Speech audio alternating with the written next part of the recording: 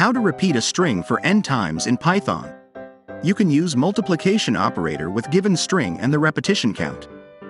For example, consider that you would like to repeat the string hello for 3 times. Then the expression would be hello times 3. Or, if you have the string in a variable, given string, and the number in a variable, n, then you can use the expression given string times n. Let us write a Python program to repeat the string hello for 3 times. Take the string hello in a variable, given string, and 3 in a variable, n. Write the expression given string times n. This expression returns the repeated string. You may store this repeated string in a variable, and then print it to output using print statement. Save and run the program.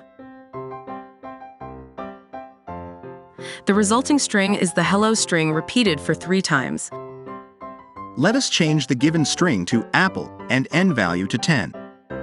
Save and run the program. The resulting string is the apple string repeated for 10 times. This is how we can repeat a string for n number of times in Python.